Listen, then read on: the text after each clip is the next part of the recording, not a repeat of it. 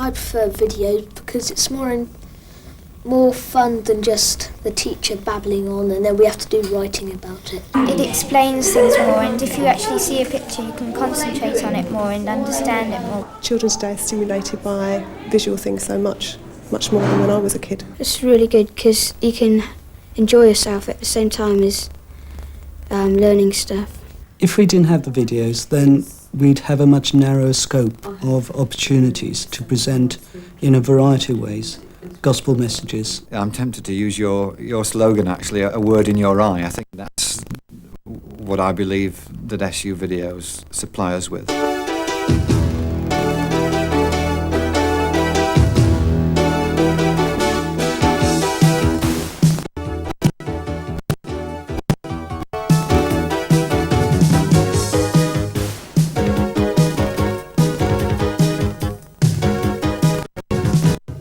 Have a meal in my house, my man, he commanded Jesus. And Jesus went to his house. He's alive!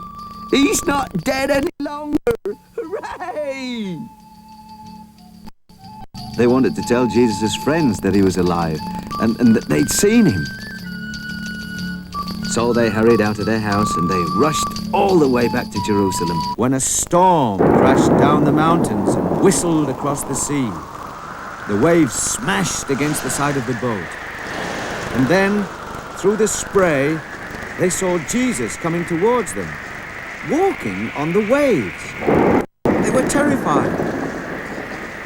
"Don't be afraid," called Jesus. "It's only me."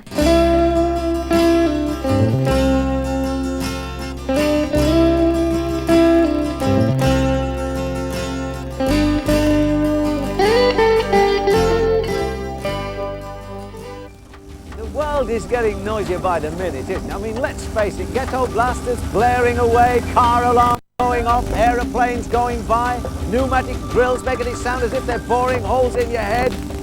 But if you think that's bad, how would you like it if...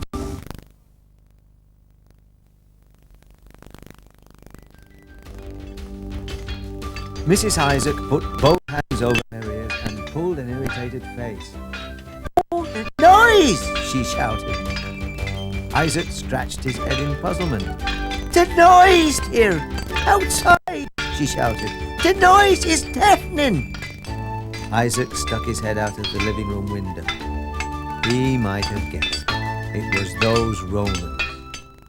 The stories come alive for the children in a much better way than perhaps we can present by just reading them from Scripture. The signpost one, I liked the little handbook that came with it, and I feel I could use that for our summer clubs. And actually, as suggested in the handbook, run a week's activities based around that video.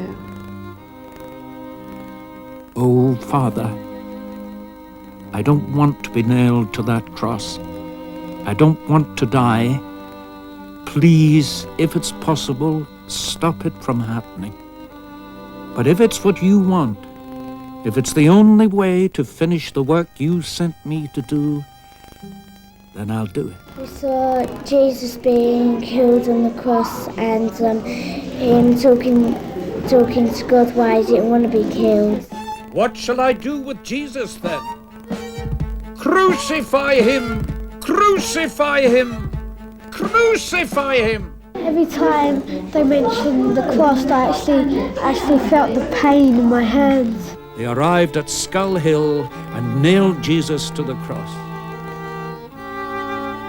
Father, forgive them, said Jesus. They don't know what they're doing. On either side of Jesus were two thieves. Felt very sad about someone who we pray to and being killed. It's like one of our family being killed. I think they got really involved and they found it really moving and made them think about Good Friday in a way they hadn't thought about it before. The Midianite trader looked Joseph up and down. How much do you want for him then? 50 pieces of silver, said Simeon confidently. 50? For that? Okay, 40 then. No chance. I'll give you 10. 30. No, you've got to be kidding, said the Midianite, who wasn't. Look, I'll tell you what I'll do. Now, this is my final offer. I'll do you a favour. I'll take him off your hands for 20 pieces of silver cash. Now, I can't say fairer than that. Done. Yeah, you have been my son. Pleasure to do business with you, sir. Now then, what did you say his name was? Oh, yes, Joseph. You're coming with us.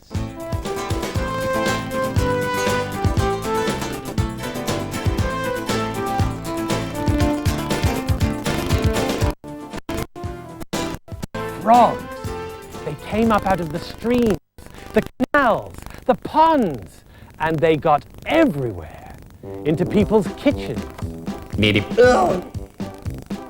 their bedrooms. Into people's clothes and shoes.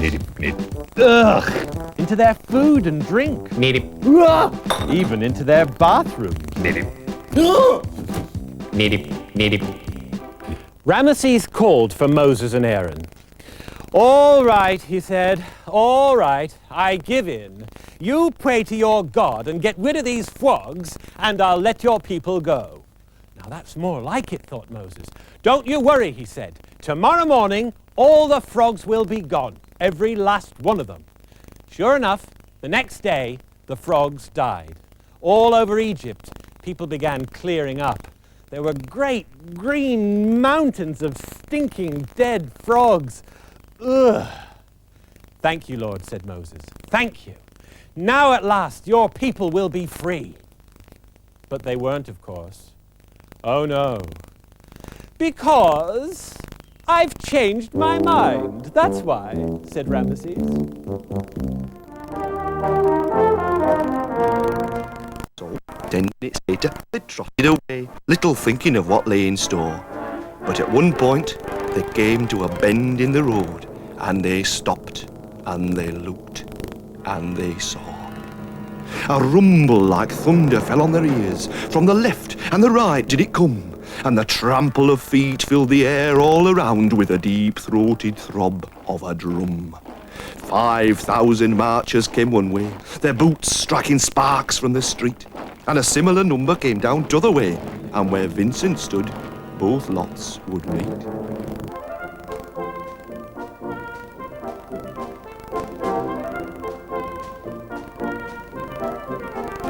Humour's very important, particularly for young people, but also with other groups as well. It makes you human. For the little people in Sidney Penge's head, Tuesday had been a routine operation. The eye department had looked at the world efficiently. The ear department had listened to conversations carefully. And the mouth department had spoken and eaten with considerable skill. I liked him that there was like comic numbskulls there was like in the Beezer. Yeah. And then the little boy had little men in his head and it was funny. Here are the torn out records. Pages on prayer in the life of Sidney Penge. Censored. What am I to do? The questions are coming down the stairs. Why don't I feel any different when I pray? How do I stop my mind wandering? Does prayer really work? What is prayer? There's nothing for it. I'll have to disobey government orders and break the seal. Here goes.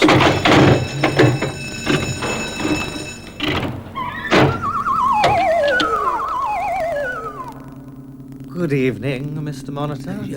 You've been under our surveillance for some time. Who are you? The Chief Minister of the Interior of Sidney Penge, with special responsibility for the welfare of his brain. Oh, I see. Those are used now primarily with first years.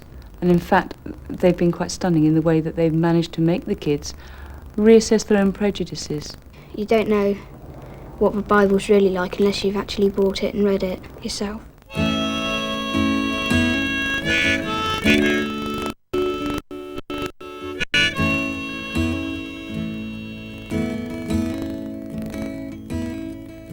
The carpenter carries the wooden beam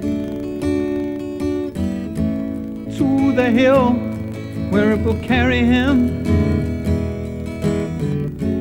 Hardened hands that shaped and worked in wood,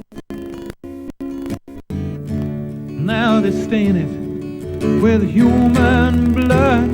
We used the Champion video in an assembly at Easter time, and in particular the carpenter sequence of that video. And the atmosphere it created and was part of was very moving indeed. But the carpenter comforts the dying thief. And Joe grew even older and taller, and began to notice how jolly smart he looked. It was about then that he started noticing the shapes and colours of these things around him. And though none of them was quite like he was, I want a complete checkup. Heart, lungs, the lot. Thorough as you can make it. What's this then, Bigsby? You taking out some more life insurance or something? No. Yes. I mean, I want to be sure that I'm going to live. And I want you to tell me. So get on with it. Nothing much wrong with you, Bigsby, as far as I can see. You're as fit as a fiddle. Good. So I won't suddenly drop down dead? No reason why you should. Why? What's... Nothing. I've got to go. More calls to make. I'd get dressed first if I were you.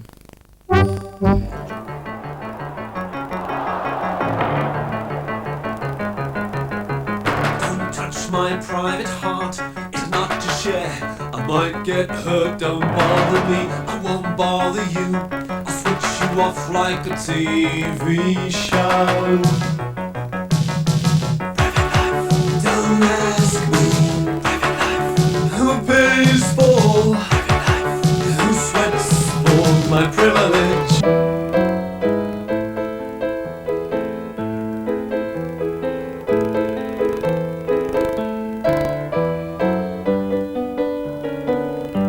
I was shown it 3 years ago and thought, no way. And then I showed it to some other staff and they thought, maybe. We showed it to the kids and it was amazing. I was actually quite embarrassed by their response to it because they were riveted.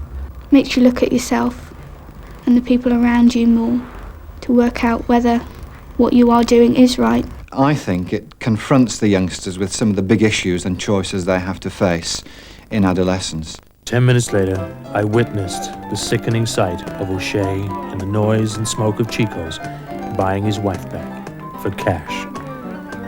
As she went to get her things together, I stared at O'Shea. I've never seen a guy so happy. He looked like he'd just won the state lottery. Maybe it was cruel, but I had to say it. Why, O'Shea? Why'd you do it? Why did you marry her? Okay, so you got her back now, but she'll be off again. You know she will. So why? We showed O'Shea, for instance, to a confirmation group.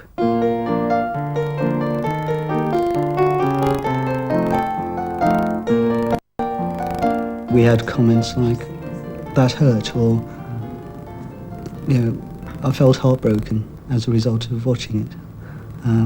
And we were able then to discuss God's love in a much deeper way.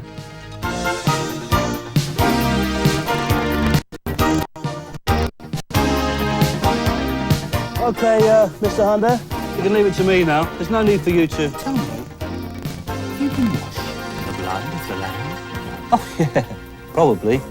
Look, I'd better get on with it. I used to be like you, burdened by sin and guilt. The sea, a cliff top, and a burial ground. Good ingredients for a compelling story, especially if that story happens to be true. The scene for this story is Gerasa, on the edge of Galilee, and Jesus and his disciples have just sailed across. The person who makes Christ glorious, who glorifies Christ, is not you or I with our eloquent talk, it's the Holy Spirit. There could be very few church situations that wouldn't benefit from a course like this. It was wonderful. I didn't want it to end. Up until when we did the course, evangelism was seen as something that was an extra on top of what we normally did, rather than part of our normal church life.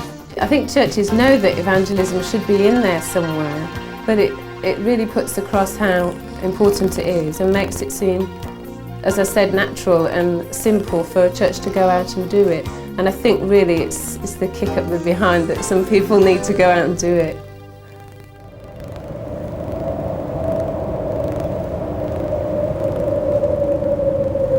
This wall in Belfast is a constant and sad reminder of the great divide which has existed in Northern Ireland for the last 300 years. David Hamilton and Liam McCluskey come from different sides of the divide. It was put to us that as long as Britain remained in Ireland, there would be no peace, there would always be war and bloodshed. And I thought that these IRA were heroes. And so I began to tar all Roman Catholics in with the one brush, and I simply saw them all then as an enemy. I believed then that they all were just a front for the IRA. Well, I saw it in the week that we heard about the atrocity in Northern Ireland where those soldiers were killed at the funeral. And the thing that struck me most of all was what an amazing difference that the Christian gospel could make to the lives of these two men on either side of the divide. It's just there. But now in Christ Jesus, we who were sometimes far off are made near by the blood of Christ. For he is our peace who have made both one and have broken down the middle wall of partition between us. To have them as friends at the end, where they sat looking at their Bible together. I mean, this was what we all longed for.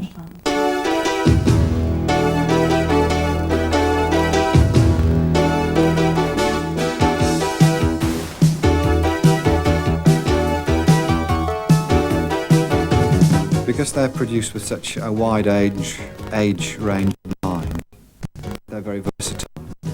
And I think because of the accompanying material that comes with them, they can be adapted for a whole range of uses. If they're used carefully in the right context, then I think that they're terrific and they're a wonderful aid. If you enjoy it, you remember it more Yeah. than you would if a teacher told you it. There's something about them, they're short, they're dynamic, and they make the kids think. And at the end of the day, if you get kids to think, then you're 3/4 of the way there.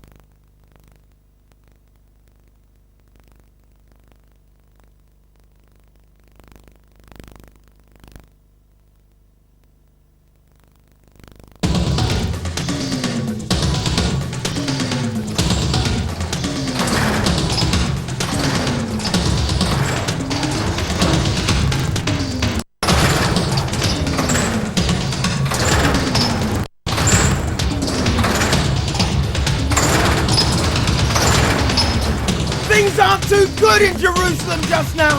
That herd of howling hooligans out there are bother boys from Babylon! Babylon! Where they teach them to crush kittens with their fists. They're breaking open, ripping out and raping all that's out. They've crushed and cursed and spat on everything we ever loved in this city. And something tells me they're coming in!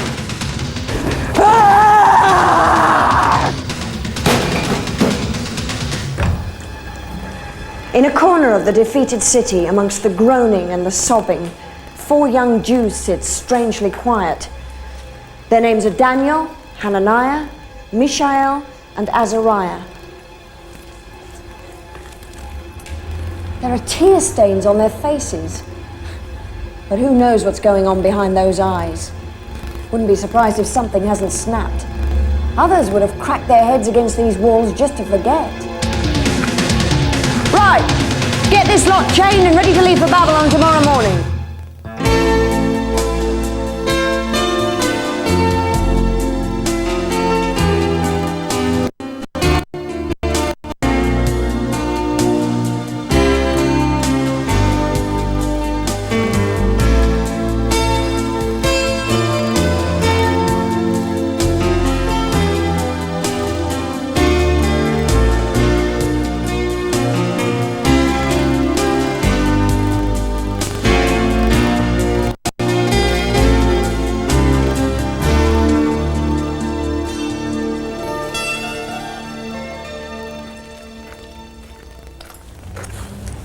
The Babylonian war machine has just decimated the ancient Israelite city of Jerusalem. These prisoners of war know that they will never see their homes again. This conflict appears to have arisen over a relatively minor dispute between the Empire of Babylonia and its tiny dependent state of Judah. But the prisoners themselves tell a different story. Hundreds of years ago, they say, God gave them this land on condition that they live in it in a way which pleased him. The Jewish prisoners claim that because their people deliberately chose to ignore God's guidelines, including those in the famous 10 Commandments, God has stopped protecting them. And that is why they were defeated. A fascinating story.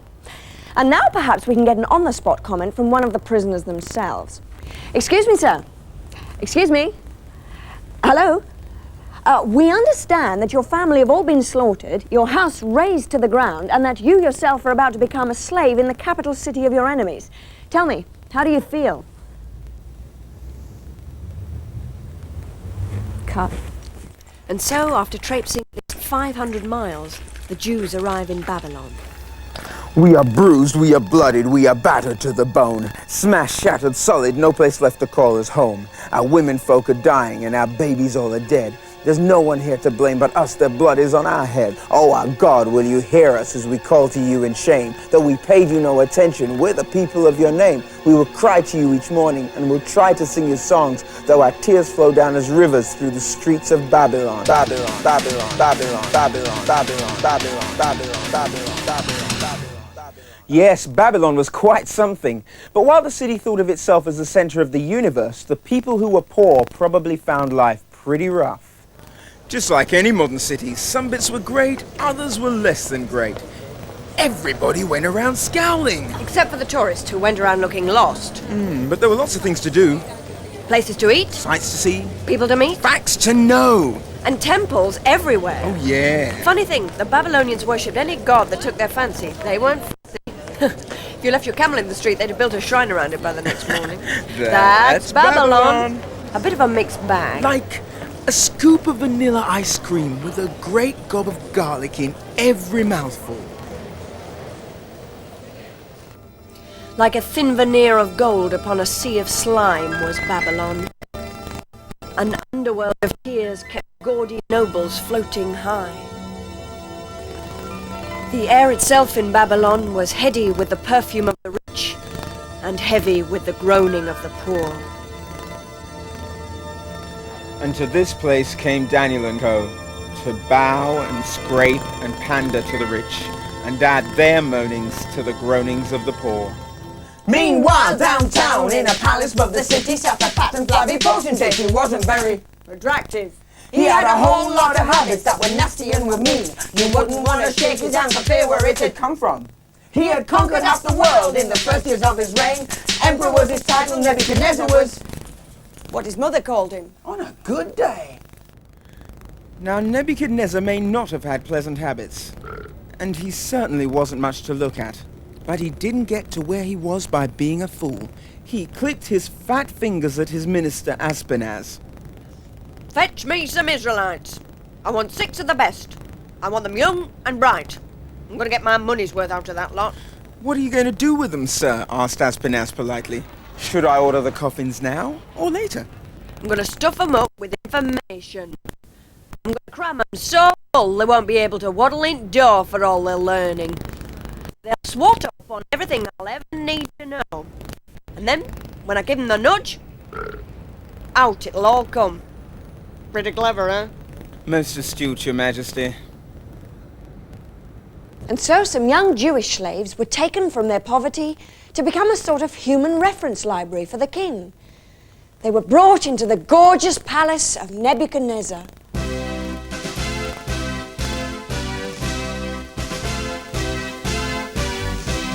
Well, what it lacked in style, it made up for in confidence. And more importantly, guess who were amongst the chosen slaves? Yes, Daniel and co. And they fell before the feet of the great king. And the king said, I will feed you from my table. All the learning of this empire will be crammed into your heads. And after 3 years of swatting, you will serve as you are able. It's Daniel and co. They've been brought to serve the king. Their talents will be recognised. What a break. Sorry, who did you say it was again? Daniel, Hananiah, Mishael and Azariah. I can't believe how long it took me to get that lot right. Daniel, Hananiah, Mishael and Azariah. Daniel, Hananiah, Mishael, Azariah, said Aspinaz, the king's chief minister. Yes, sir, that's us, said Daniel and co. Not anymore, it isn't. Your new names are Belteshazzar, Shadrach, Meshach, and Abednego. They're Babylonian versions of your old names. Hope you like them. A grubby little man with a greasy pigtail hanging down his back shuffled in. I'm the palace superintendent, he said. In other words, chief cook and bottle washer. From now on, you will be eating food selected by the king himself. The menu tonight is turkey with beef dripping, yak burgers with ham sauce, pork nuggets, steak, pig and chicken fricassee with ox faggots, and sausages. There are 2 hours until dinner. In the meantime, perhaps you'd like to start your bookwork. Well, what are we going to do? Said Belteshazzar, said Daniel. We can't eat that food. No, said Shadrach. Pork is forbidden by the law that God laid down for our people. Besides which, said Meshach, all that meat's been offered up to local gods. Yes, if we eat it, said Abednego, we'll be being disloyal to the true God. If we don't, said Shadrach, we'll starve. There's nothing else on offer, said Meshach. And we daren't kick up a fuss before the king. What can we do, Lord? Said Daniel. Are you with us? The bad news is that Daniel and co have been dragged from Jerusalem to become slaves. But the good news is that they've been chosen for special treatment and training as King Nebuchadnezzar's advisors. As long as they're sensible, they've got comfort and security for life. But the bad news is they're thinking of throwing it all away over some religious law about food. At that moment, in came Mr. Greasy Pigtail. Follow me, please, he announced. I'll show you to your apartments. And this is the Green Lounge, Daniel. As you can see, it's very nice. Now we go to dinner. You are greatly honoured. Tonight you may collect your own food from the king's table. We're short-staffed. Follow me. I'd highly recommend the pig and chicken fricassee. It's in a thick garlic sauce. I think you'll like it very much.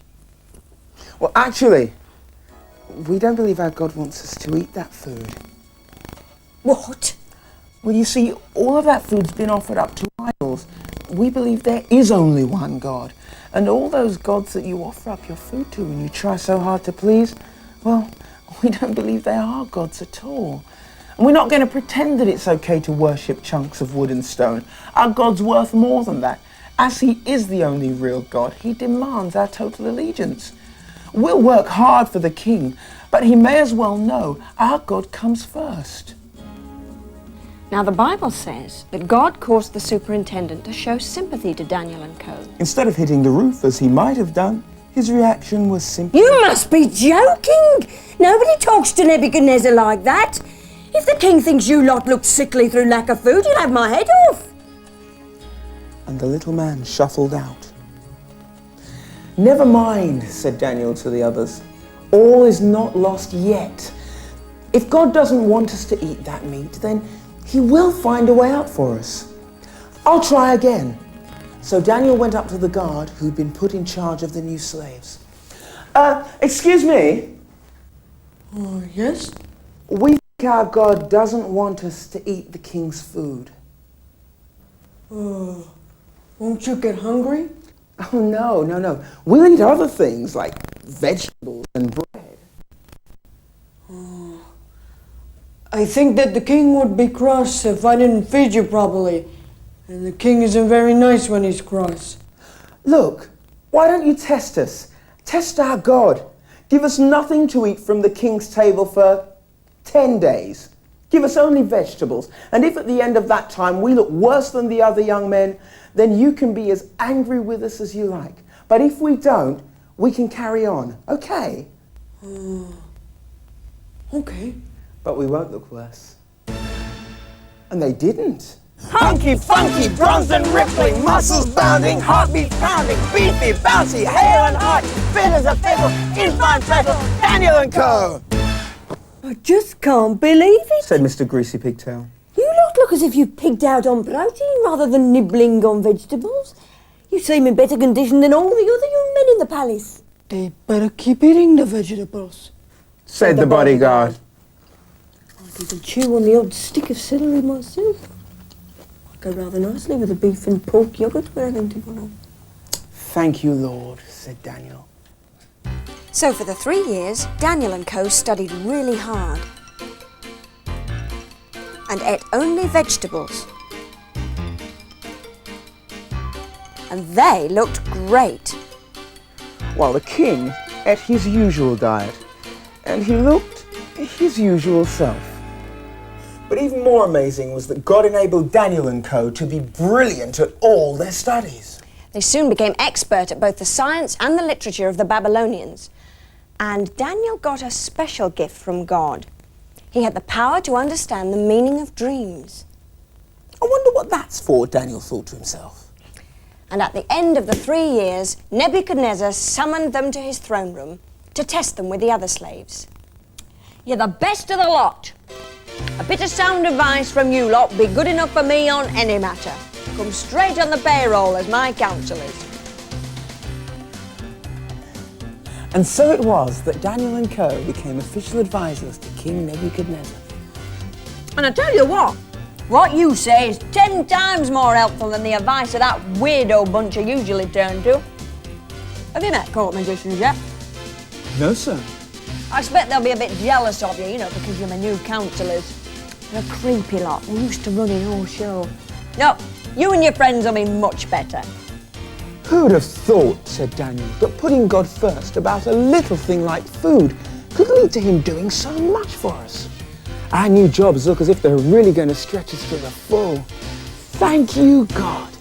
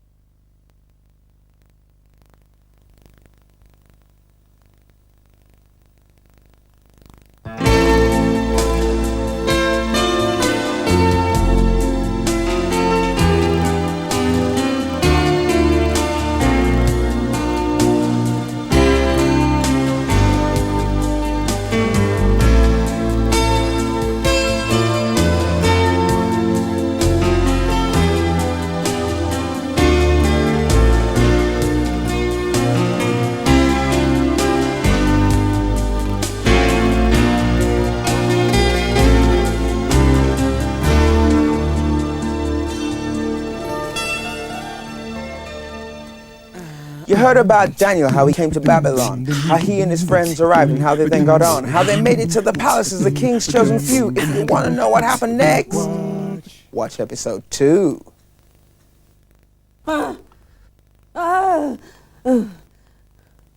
Nebuchadnezzar woke up hot and sweaty, even hotter and sweatier than usual. Guards! Guards, quick! Fetch me my magicians! I want every enchanter diviner in this palace here this minute. Yes, I know they give me the creeps, but who else is there? I've had the most terrifying dream. The chief magician tried to reason with the king. But, sir, we can't. What do you mean, can't? There's no such thing as can't for the king. Look, you magicians, me king. You magicify and tell me what this dream means, or I'll kingify and have you torn limb from limb and cut into bite-sized meaty chunks. But, sir, you obviously don't quite understand. I understand very well. Now, I want to know what this dream means, and I want to know now. But, Your Majesty, you haven't told us what happened in the dream. If you'd only tell us that, I'm sure we could accommodate you with a revealing interpretation. I'm sure you could. You could say anything that came into your head. I'd have no way of knowing whether it were true or just some cock and bull story. Take yourselves off the hook. The magicians began to mutter and whimper among themselves. Majesty, surely what you're asking could be interpreted as possibly just a little unreasonable? What's reason got to do with it? It's magic I want, not reason. The legs of every magician in the place gave way beneath him, as if someone had pulled a rug out from under his feet. One minute the magicians were standing proud and unrelenting, the next they were grovelling before the feet of the great Nebuchadnezzar and clinging to his none too fragrant toes. Have pity on us! There isn't a man alive who can tell another man's dream!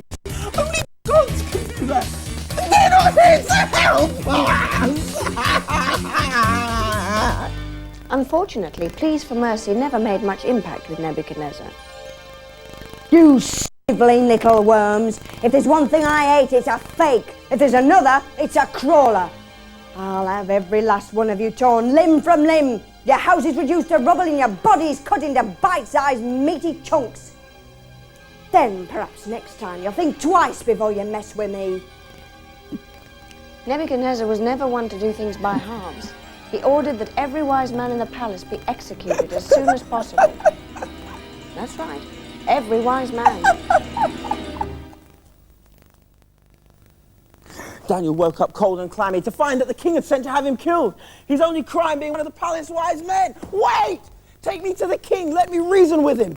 Because of the authority with which Daniel spoke, Arioch, chief of the king's own guard and a man of great discernment, granted his request. Okay then. So Daniel went to the king. Your Majesty, just let me have some time, said Daniel. You haven't given me a chance to interpret the dream yet. Well, since it's you, all right then. But remember, if you fail, bite-sized meaty chunks are the order of the day. How could I forget? So Daniel went back to his friends, Shadrach, Meshach, and Abednego. We're really up against it now, he said. We must pray that God shows us the meaning of the king's dream. Otherwise it's... Bite-sized meaty chunks? You got it. And so they got down on their knees and they prayed. And in the night, I've got it! God showed Daniel what the king's dream was all about. And Daniel was so certain about the meaning of the dream that even before he went and told the king, he gave God glory for what he had done. Woohoo! And Daniel cried out, Praise you, God, for your love for us, for the way this day you've exonerated us, for the power is yours. Yes, the power is yours. You know all the universe, you made it after all. You know when the kings will rise, you know when they will fall. And the power is yours. Yes, the power is yours. You give to your servants whatever gifts you do. You made known to me alone the meaning of this dream. You've done it. You have done it. You have done it. Go on then, spit it out. If you can help me with my dream, I want to know about it. The whole thing gave me the screaming abdabs, I can tell you. Your Majesty, said Daniel, no wise man in the whole world could tell you the meaning of your dream when they don't even know what happened in it. What's this? It's completely unreasonable of your Majesty to ask such a thing of any mortal man. But there is a God who can tell you what you want to know. And he's passed on to me the meaning of your dream. Not because I'm cleverer than anyone else, but because you, a great king, could benefit from being shown what will happen in the future. And so Daniel told him. The dream was all about a statue with a head of gold, a body of silver, legs of bronze, and feet of iron and clay. In the dream, a rock knocked the statue over, and the rock then grew into a mountain which covered the whole earth. Daniel told Nebuchadnezzar that the golden head of the statue was this great king himself, and the rest of the body were the inferior kingdoms that would follow after him. And the rock that eventually knocked them down and crushed the statue all to bits was the kingdom that God himself would build. And this, of course, was a reference to Jesus, although not even Daniel knew this at the time. Anyway, I think that's enough about the dream. The important thing was that Daniel was able to interpret it. So, let's fast forward through all the details and get on.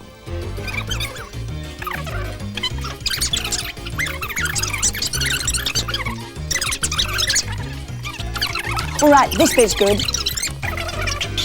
This is incredible! Oh, Daniel, your God's quite something, isn't he?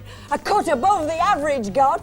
I I've never met one that could really interpret dreams before. Oh, Daniel, thank you so much. Let me worship you. My people, come and bring Daniel sacrifices and burn incense before him. This isn't quite what I was intending. The king was so pleased with Daniel that he made him governor over the whole province of Babylon. Overnight, Daniel was a very powerful man. And what's more, at his suggestion, the king made Shadrach, Meshach, and Abednego Daniel's assistants. They worked out in the provinces while Daniel stayed at the palace. Unfortunately, Nebuchadnezzar's dream did not have the effect that God desired. The king acknowledged God one minute and promptly forgot about him the next. Instead, Nebuchadnezzar got statues on the brain. I know what I'll do. I'll build a gold statue, 90 foot high and 9 foot wide. And all the officials from every part of my kingdom will be ordered to come and bow down to it. That seems like a good use of my time and money. So this is what they did. A massive golden statue was erected, and anybody who was anybody gathered around it to pay homage. The satraps and the prefects were there, The governors and the advisors, the treasurers and the judges. the magistrates and the other court officials, they all turned up in their droves. Basically, it was a day out for every bureaucrat in the empire, and they loved it. And then the band began to play. The horns and flutes, The zithers and the lyres. the harps and pipes. You name it, they played it, all at once and with nobody to conduct. Still, the thought was there. This whole fandanza is not as stupid as it sounds, you know. It was actually my very clever ploy to get all the officials in my huge empire to unite under one relatively arbitrary symbol. I'm not just a pretty face, you know. And when the band began to play, And the herald called out, everybody bowed down before the great gold statue that Nebuchadnezzar had put up. they all fell down and worshipped 90 feet of metal. Now, you may be asking, what about Daniel and co? Did they bow down to the statue when they knew the one true God? The Bible doesn't say anything about Daniel at this point. Perhaps he was away on holiday. Or perhaps Nebuchadnezzar sent him away on business. Maybe he had the flu. Or a stomach bug. Or maybe he was just too important to be invited to this sort of thing. But we do know what happened to Shadrach, Meshach, and Abednego. And it wasn't very nice. Some of the bureaucrats went to the king and they said, Majesty, live forever. Many felicitations do we offer your most good self. Get on with it. It has obviously not been drawn to Majesty's attention that some Jews whom Majesty has placed over the affairs of Babylon, men whom you must esteem most high to have promoted above the measure of their kind, have chosen to flout your ordinances and defy those commands that we are confident are concurrent with your will.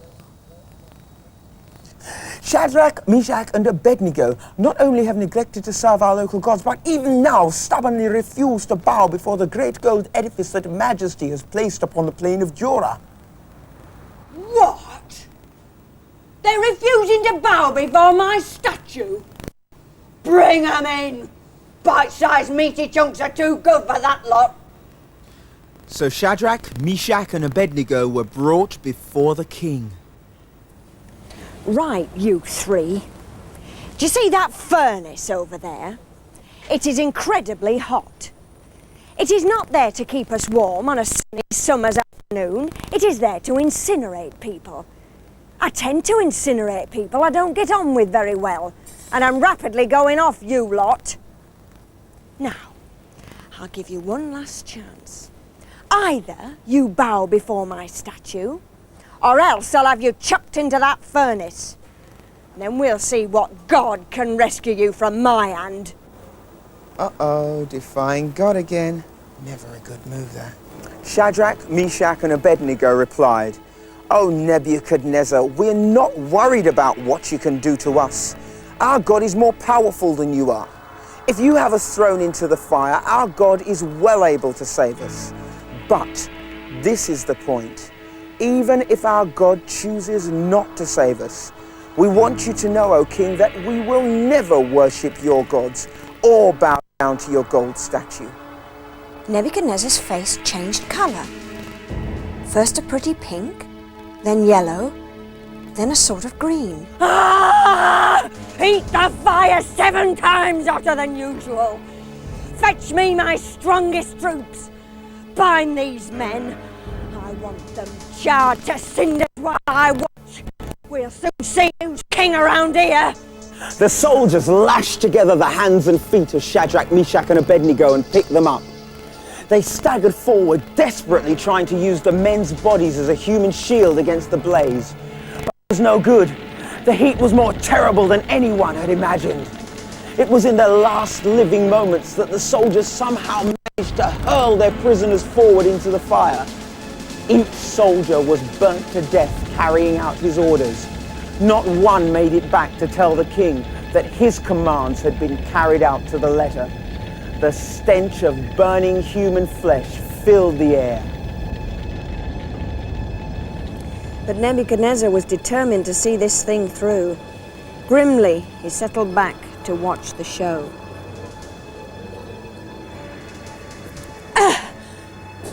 Didn't we throw 3 men into the fire?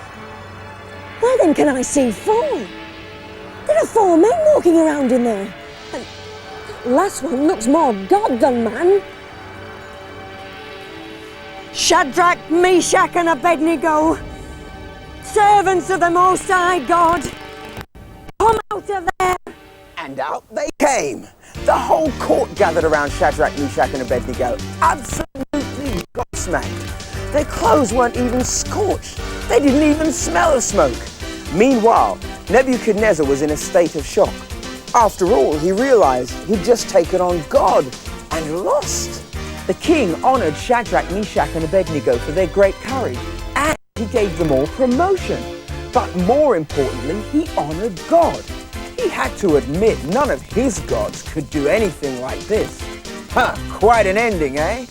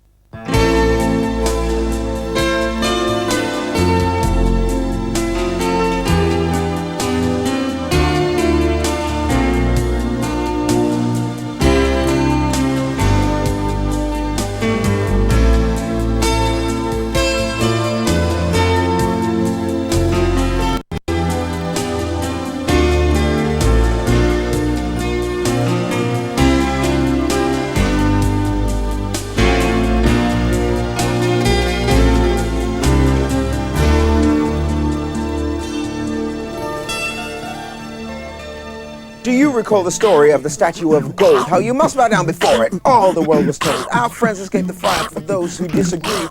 But if you think that king was sick, watch episode 3. Oh,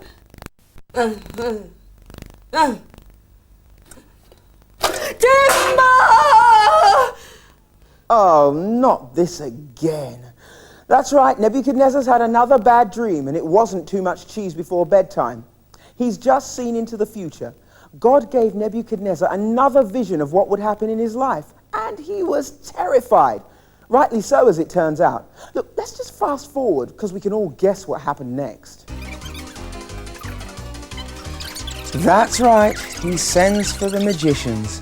Why does he keep turning to that bunch? And as usual, they don't have a clue about what the dream means. Eventually, they wheel out Daniel, and things start to make a bit more sense. Oh, Daniel, I'm so glad you're here. At last there's someone who'll be able to help me fathom out what my dream means. Just lie down, Your Majesty. Relax and tell me all about it. Well, it all started. I had this dream, and there was this tree. The dream was about a great tree that flourished and provided food and shelter for many animals. Then, on God's command, it was cut down, and all its goodness scattered to the wind. The stump of the tree was bound with iron and bronze and left in the ground for 7 years. Oh, Daniel, please help me. No one else has been able to explain the meaning of this dream, but because you have the spirits of all the holy gods in you, I know that you can. This statement is theologically most unsound, but Daniel was so struck by the meaning of the dream, he appears not to have noticed. In fact, he sat dumbfounded for a whole hour. Daniel? Daniel! Daniel, wakey, wakey! Is the meaning so awful you can't tell me what it is? Quick, spit it out, man, and put me out of my misery. If only the dream that you had was about some enemy of yours. But, sir, I fear that that tree that you saw while you slept is you. Oh, no. God says that your power will be cut down. You'll be chased from your palace and live like a wild animal for 70 years. You'll only come to your senses when you recognize that God is more powerful than you are. It's He who decides who rules in this world. This is terrible. I wish I'd never asked. It's not all bad news. In your dream, the stump of the tree was left in the ground, and that means after 7 years, your kingdom will be restored. Is there nothing I can do? Your Majesty, you must start doing what you know is right now. Help the poor people in your kingdom. Stamp out corruption. Be fair yourself. Then perhaps God won't have to put you through all this. It may not be too late.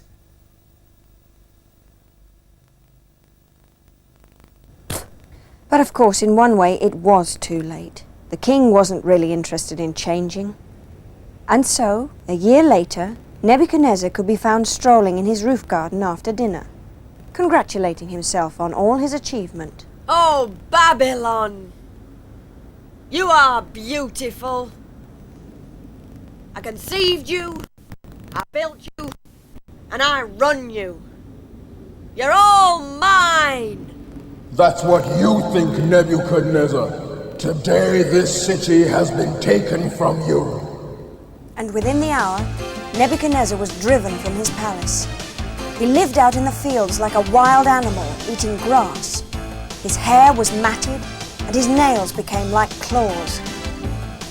But at the end of 7 years, Nebuchadnezzar finally looked up towards heaven and said, Okay, you're God! At that very moment, his sanity returned. He became king again, and after this slight hiccup in his career, he went on to win even more glory than before. But things were different.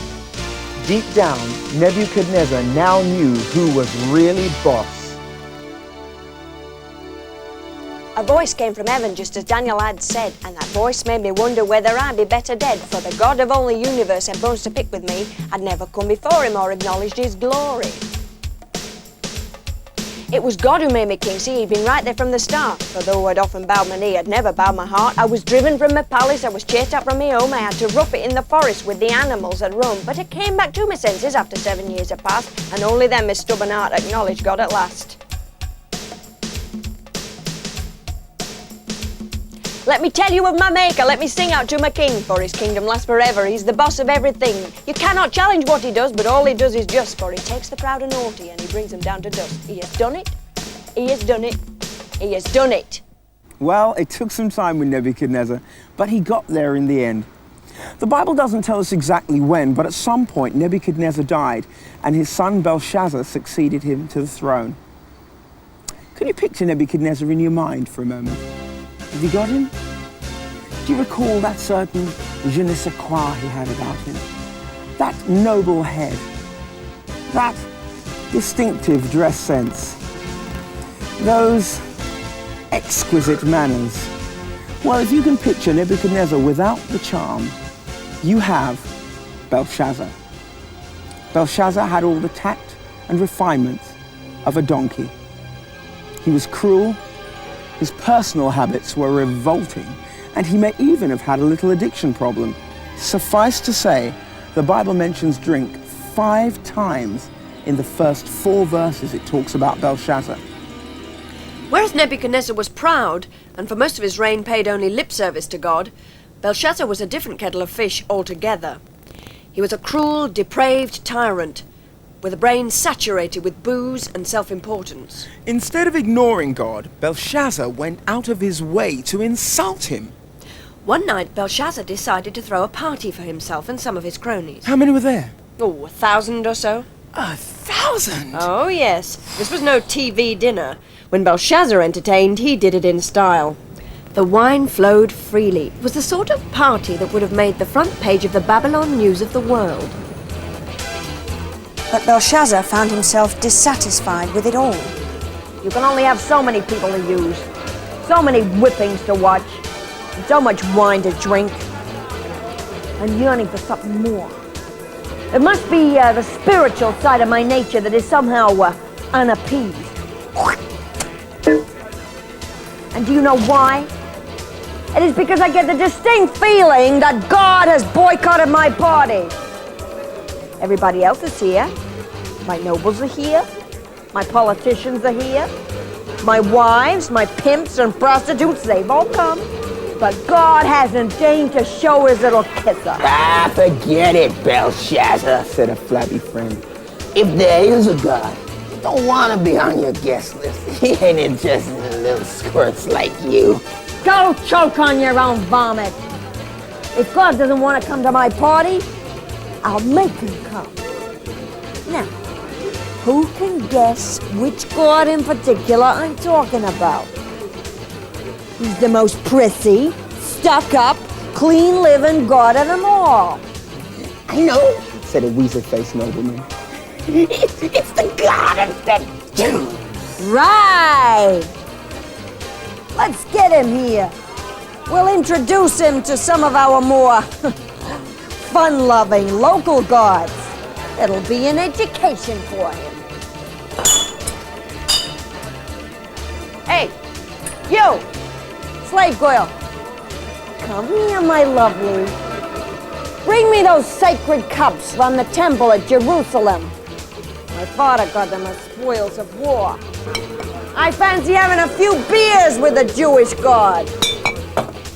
The whole court went quiet. Sir? Spoke up a sweating nobleman.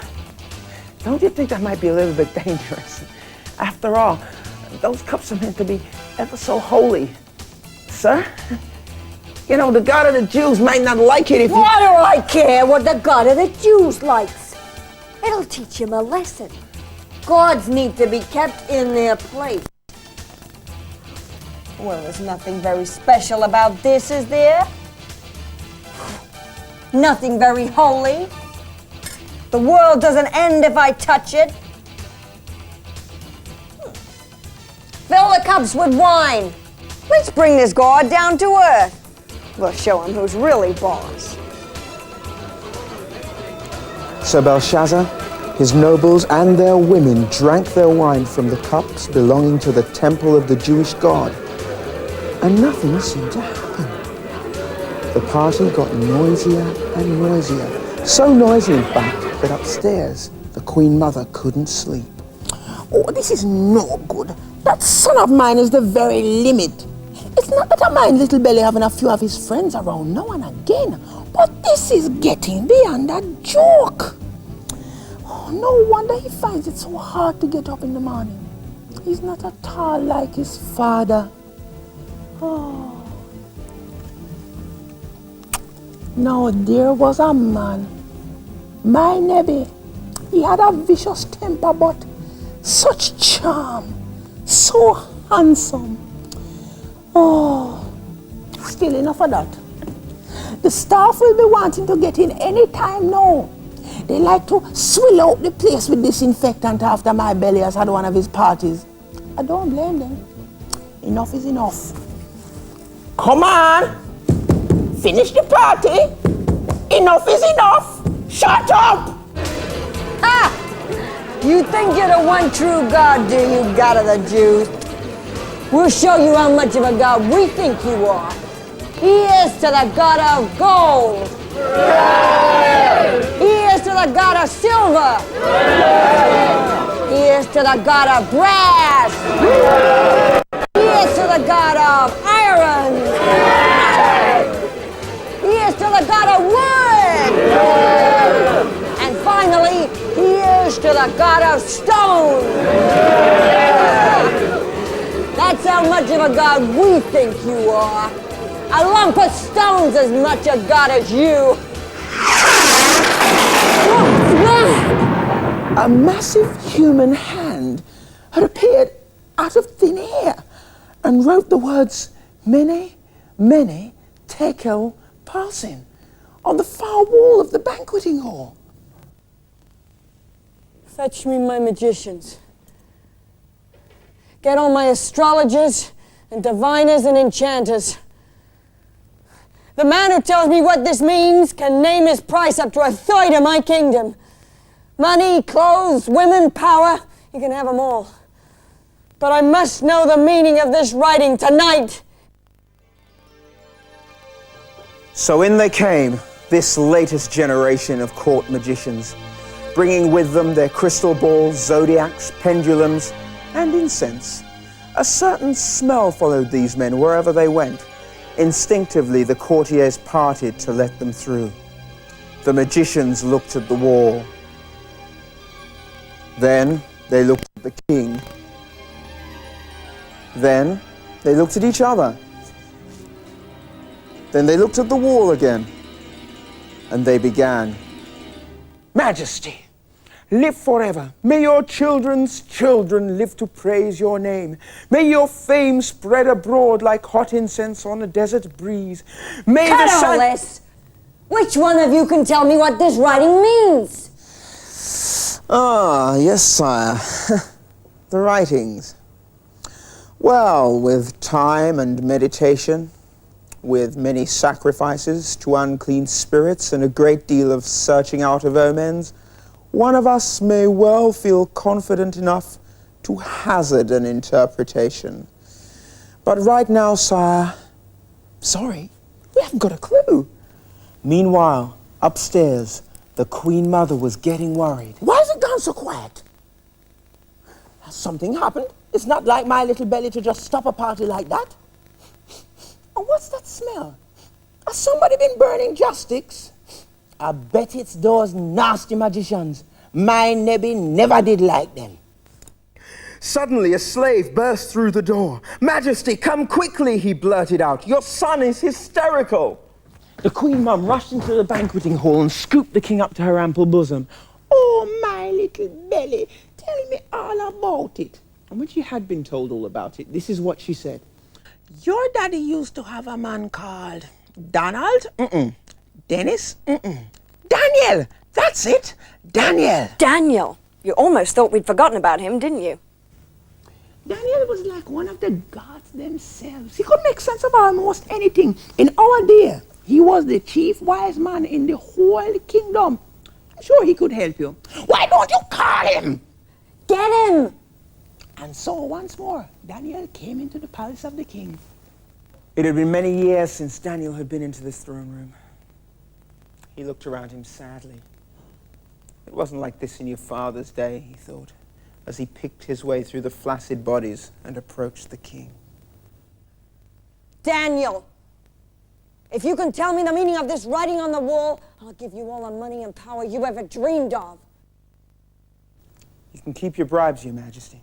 I'll tell you what you want to know for free. Your father, Nebuchadnezzar, learned the hard way to honor God. You knew all about this, and yet you chose to spit upon the face of the one who made you. That was a big mistake, Belshazzar. God holds your future in his hands. He sat in judgment on you, and I'm here to deliver his verdict. Mene means numbered. God has numbered the days of your reign, and they are ended. Tekel means weighed. God has weighed you up and found you wanting. And Parsin means divided. Your kingdom is divided and given to the Medes and Persians as of now. As of now, the famous city of Babylon has been overrun by troops of the Medo-Persian alliance. We have confirmed reports that King Belshazzar is dead. The new ruler, Darius the Mede, is expected to hold a press conference from the palace early in the morning.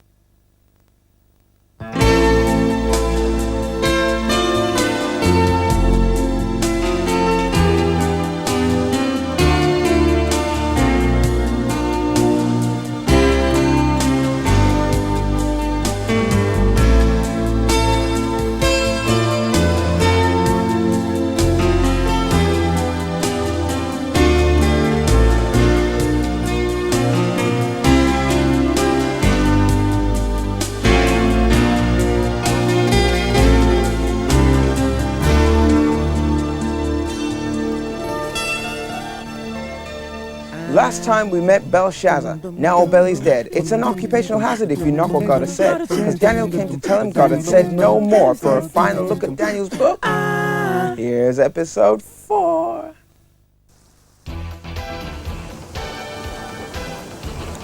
Now Darius was a very different kind of king to Belshazzar. The first thing that he did was not to build a statue of gold or to throw a party. No.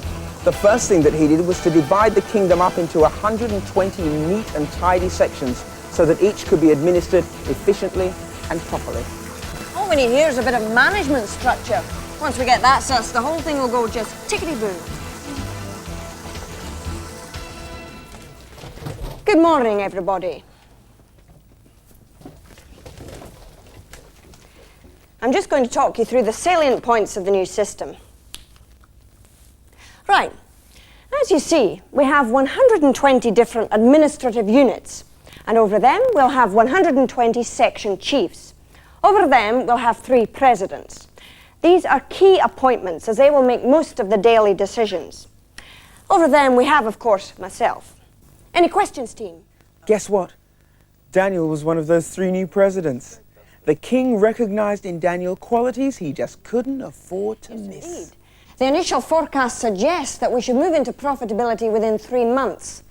I need hardly remind you this represents a complete reversal in current trends. The resources of the Empire of Babylonia are vast, but years of mismanagement... Excuse me. Yes, Patricia? Uh-huh. Uh-huh. Is that so? What do the boys from marketing think? Well, in that case, I say buy the lot, Patricia. Thank you. As we all know, we have quite a clean-up operation here. Those of you who held posts in the last regime will need to make careful study of the document entitled New Management Practice in your portfolios. Thank you all. Daniel's bookkeeping, timekeeping, and where necessary, secret keeping were exemplary. He was always the first to clock in the morning and one of the last to leave at night. And he was full of good ideas. Darius got used to turning to him whenever he had a knotty business problem to solve. Daniel, I was wanting to ask you about that consignment of grain we've had in from Ur. Most importantly, Daniel was honest, and he hadn't been involved in the old corrupt regime of Belshazzar. So the king trusted him, and he came to rely on Daniel to oversee the work of the section chiefs. Daniel had to weed out errors and fraud and make sure that no one took advantage of the system. As you can imagine, this was a tough job, but Daniel excelled in it. God had made Daniel so exceptional that the king wondered whether it would be worth promoting him above the other presidents. That would mean he'd be virtually running the whole kingdom. Well, then, that might not be such a bad thing. But as you can imagine, this was not a popular move with the other presidents, or for that matter, with the section chiefs. The last thing we want is old goody two-shoes running the show. That's right, you'll spoil it for all of us, but the king trusts him. We can't do anything about it. Got any bright ideas? I tell you what we need. Yeah? We need some incriminating evidence against that boy. What, you mean something that shows he's not impervious to the odd bribe himself? Let's get him. Okay. We will meet as arranged. All right. Later. Bye. But, try as they would, the plotters found nothing.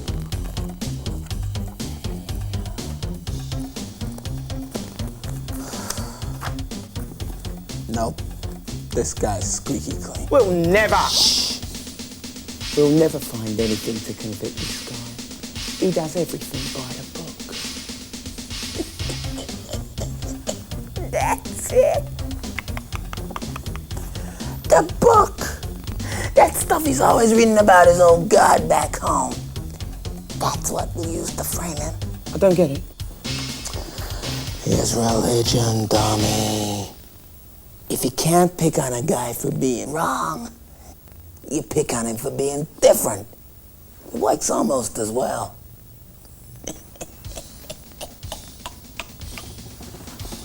So the next day, the plotters went to see the king.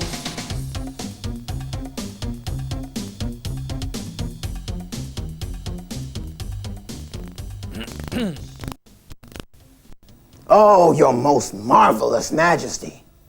Live forever. Statistically, that is most unlikely, but yes. What is it that you want? Oh, sire, we have come up with a plan which we thought you might like. What is it?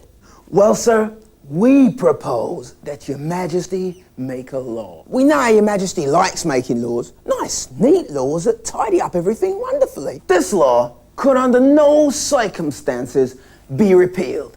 See paragraph B, subsection 2, page 399 of the regulations for the laws of the Medes and Persians. What is it that you're getting at? This law would say that people would worship only you for 30 days. Anybody found praying to any other god during that time would be thrown into the den of lions that you keep as a deterrent. What would be the point of such a law? Your people want to honor you, sir. That's right. They yearn to show their gratitude for all your efficient government. They want to show me honor for my efficiency? They're longing to show you honor. Very well. I will make such a law. Here it is, sir. All prepared for you in triplicate. Right then. I will sign it.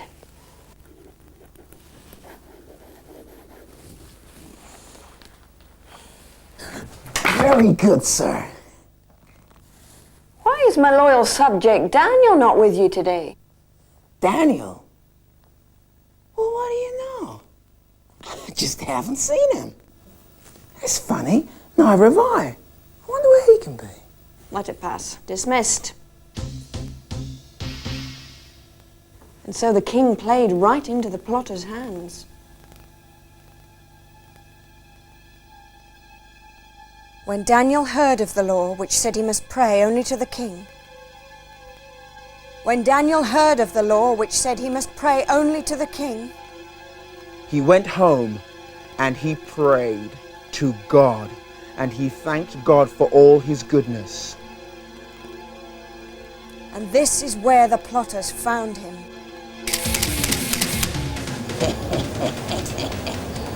This is all the evidence we need, boy.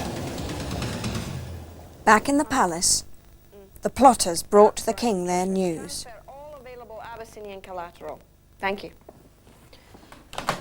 Sir, didn't you make a law the other day? Something about not worshiping any god except yourself? You know I did. What of it? Well, sir, Daniel appears to be ignoring your law. When we last saw him, he seemed to be praying to his own god, at least 3 times a day. What? You tricked me.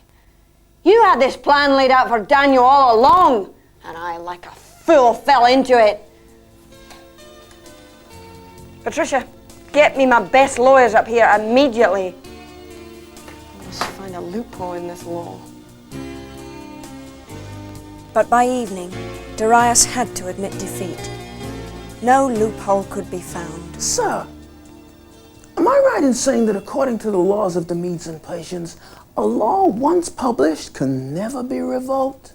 You know that you are. Yeah, I thought so. Never mind. We'll send a wreath. Poor Darius. It must have been tempting to break the law. After all, he was king, wasn't he? Yeah, but the king was so hot on making laws that he couldn't just make a law one week and then break it whenever it suited him. But what about Daniel? He could have pretended to worship the king for a couple of weeks. Surely God would understand under the circumstances. But Daniel had given himself wholeheartedly to God. Yeah. That's what commitment is. You can't just compromise when the going gets tough. Daniel. Yes, my lord. Daniel, I really pray that the God whom you serve so loyally can save you from this. Go, throw him to the lions. I cannot look. So Daniel was thrown into a filthy pit where hungry lions roamed. The stench from the place was unbearable as fresh air never got him there. And just the growling of the starving beasts alone was enough to make the hair on the back of your neck stand on end. A great stone was rolled across the entrance, so there was no chance of Daniel escaping in the night.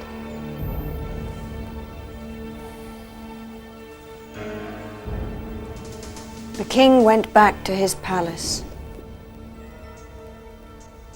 But he couldn't eat or sleep.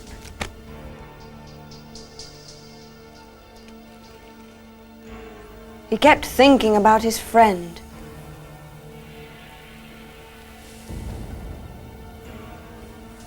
And he thought about what a fool he'd been to let the plotters take him in. As the first sight of dawn came, the king hurried to the lion's den. It wasn't a cold morning, but the king found himself trembling as he hurried along.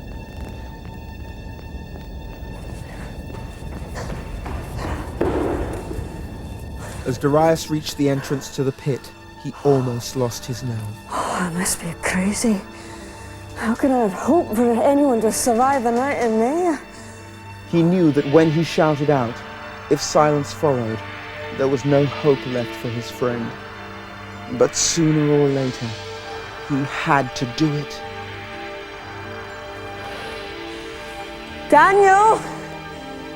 Are you in there? Daniel! Servant of the living God! Has your God whom you serve continually been able to rescue you from the lions? Darius waited, and he waited. Then, good morning, Your Majesty. Daniel, you're here, you're alive! Oh! Well, my God sent an angel to close the mouths of the lions, but poor things, they couldn't even touch me. Are you sure you're all right? Let me look. Not even slightly chewed? Not so much as sucked, Your Majesty.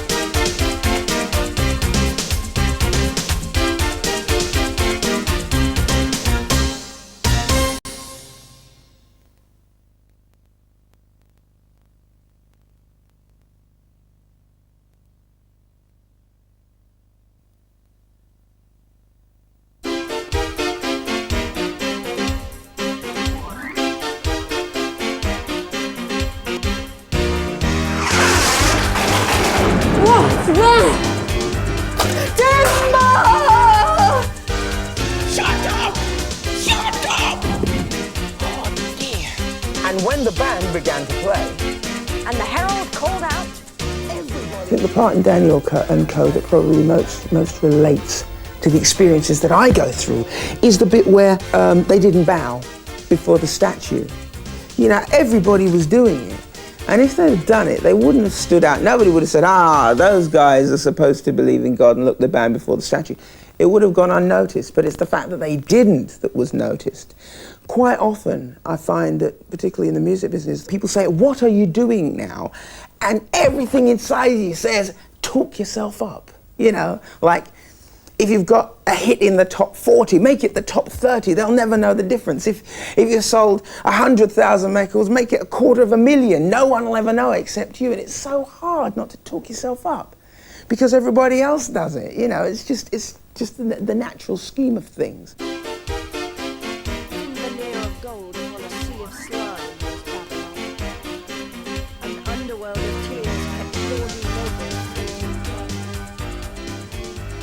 There are pressures in the theatre and acting world all the time that insist that you compromise. For example, it had got to the point where I was doing very well. I'd had a lot of work after leaving college, and I was just taking work that I was offered, because as an actor there's not a lot of work about, and so if a job comes up, you say, yes, thank you very much, I'll do it. And I became a Christian, and I really wanted to know that I was making a choice about the work I was offered. And I actually prayed that a job would come up that I could know I was making a choice about, whether it was yes or no. But I know that I had to consider it and weigh up whether I wanted to do it as a Christian, whether it was the right sort of thing to be doing or not. And the very next job that came up was a yucky play that involved semi-nakedness and seemed to have gratuitous sex in it, and blasphemy, bad language, for no obvious artistic point. And it was very extreme and very obvious to me, and it was a very definite answer to my prayer. But there's no point in just saying, no, I won't do the job, unless you say why. If you take a stand because you're a Christian, then you must explain that's why you're taking the stand, else you don't benefit anybody, least of all yourself, and certainly not God. So I had to write a letter, and as I dropped it in the letterbox, I thought, right, a director will know tomorrow that I'm a Christian.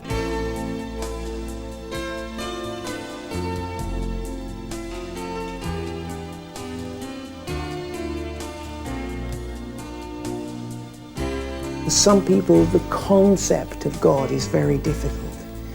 You know, it's so difficult to sort of picture God. But if you picture Jesus, that's a lot easier. And what I would say the quality of Jesus that really touches me the most is his humanness. So yeah, there's the divinity of Jesus, there's the love, there's the power, there's all of that. But for me, it's the humanness. It's the fact that he understands me because he went through what I go through.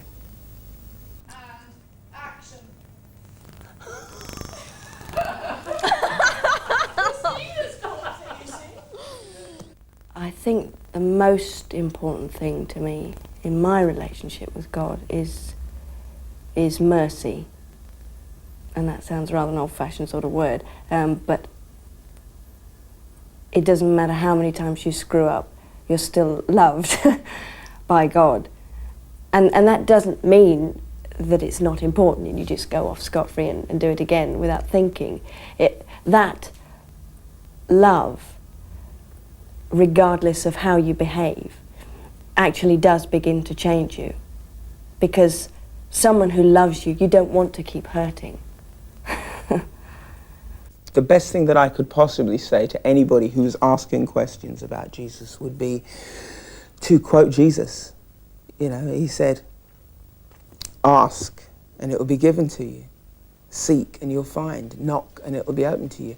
If anybody's asking questions about God, they will find that there are answers. You know, Christianity isn't intellectual suicide. You don't have to put your brain on hold in order to believe. So if you ask, there'll be answers. If you look, you'll find. If you ask Jesus into your life, he'll come. You know, it's there on request.